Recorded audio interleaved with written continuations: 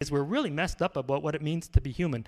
Not just about fetal development, as incredibly important as that is, but what does it mean to be a human?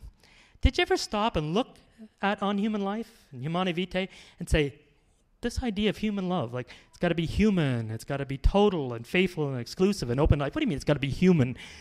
That's because what is our tendency? To use somebody as an object, right? You know, I remember I achieved something in life, and I got a card from a friend of mine, and he said, congratulations on your success. And I opened the card. How many people did you have to step on to get there? Ooh, how well did he know me? But that's the truth, eh?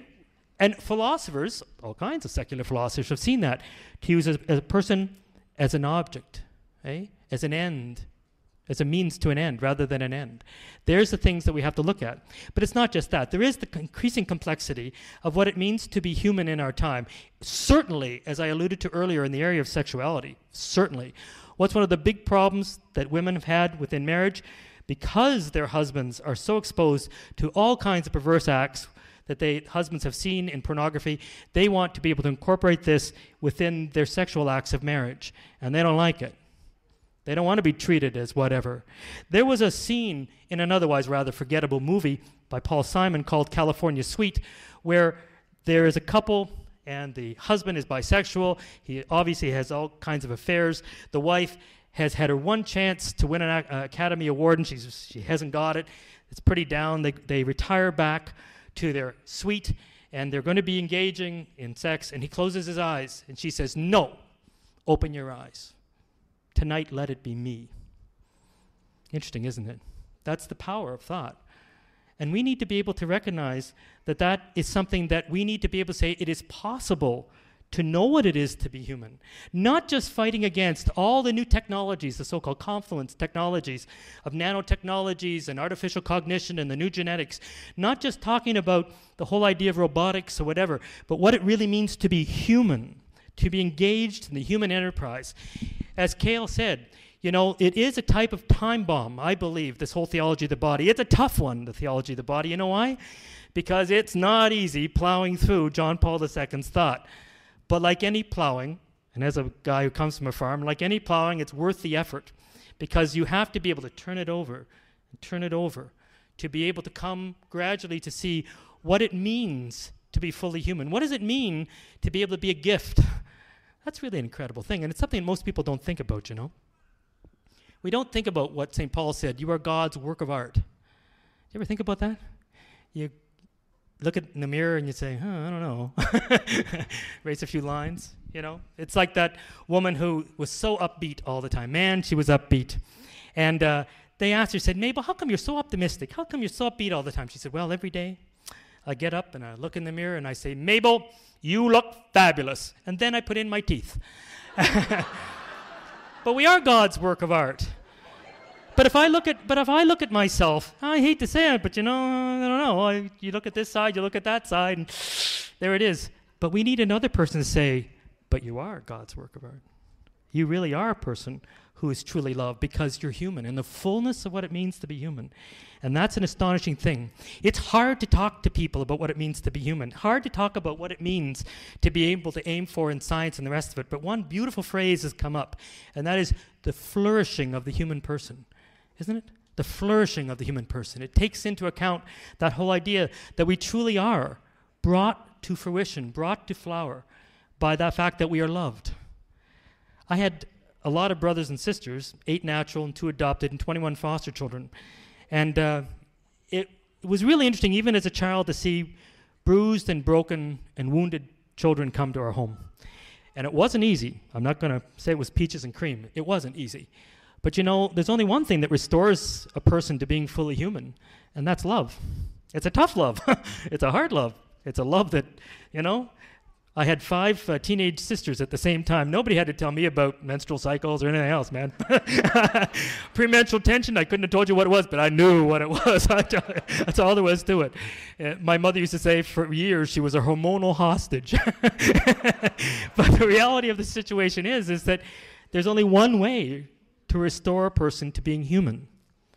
You know, you can have all your definitions all you want.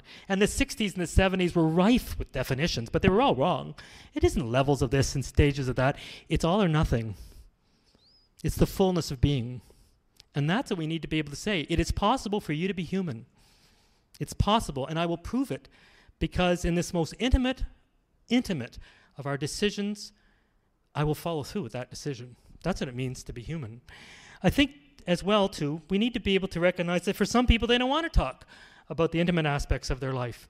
If we are talking about Paul VI as a prophet, then I believe that my second last point is this, that he was able to show that we are going to throw out all the natural ability of the human race to be able to continue. We are witnessing a demographic collapse. It didn't just happen.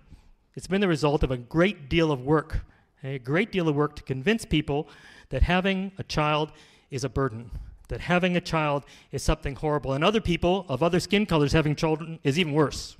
Okay, that's the reality of it. And the way to fix all problems is to be able to just cap the so-called population rise, and we're seeing that problem right now. One reason why Chrysler's having troubles, because you can't sell that many Windstars to people that are retiring. That's the reality of it. And we're seeing that right across the board. This idea of a demographic collapse is something that people are finally waking up to, but they don't want to see it in their own lives because they're threatened. I come from a little village, really. It's a hamlet. It's not even a village. We have 142 children in the school. And I had a meeting there last spring. We had a meeting, and they were really concerned. 150 is the magic number for the Peterborough Catholic School Board. Below 150, you start to lose services and have multiple grades in the same classroom, and they were very worried. And they were upset. 50, 60 people were there. That's a lot for us, okay? And so somebody said, well, Father, what do you think? So I stood up and I said, well, you can move school boundary lines. That might work. You can try to get more Protestants in, but we got them all. I said, you can try to get a few people to have their kids in private Catholic schools, but I doubt that because they're paying a lot to do it. I don't think you're going to change it. And I said, but here's the big thing is you don't really care because you only have 1.85 children each. I checked. I said, and that some of you have 6 and 7 children, few. So that's most of you, though, only have 1.85 children. Your personal decision is having a public policy effect, which is having a personal effect. So it's your fault. And they sort of went like this. And somebody said, well, I expected a priest to say that. I said, I'm a priest that can count. I said, here's the fact. Go home and ask yourselves why you're afraid of having children. I'm not talking about your financial situation. I'm not talking about the hassles in your marriage or anything else.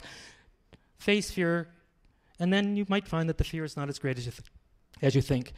And we need to be able to ask that. The demographic collapse is not something on charts. It is something that has happened because of fear. And the Lord does not mean for us to dwell in fear. He doesn't. So I believe that we can actually be able to say to people, well, this is what it means. You know, you can say whatever you want, but this is what it means. Lastly, I believe that it's not enough for us to just come and have a nice day together with like-minded people. Like shall speak unto like in the roar of the waters, as it says in scriptures. And there's been a lot of roaring around in the years. And isn't it nice to be with people that agree, people that are pushing for the same thing, you know, and that we applaud at the right time. And as Dr. Cross said, we put up our hands at the right time once we're well-educated and the rest of it. But that's not enough. The reality of the situation is that when the people were baptized in the River Jordan and they came up out of the River Jordan and they spoke to John the Baptist, the question that came was, what then must we do? What then must we do? How shall we live?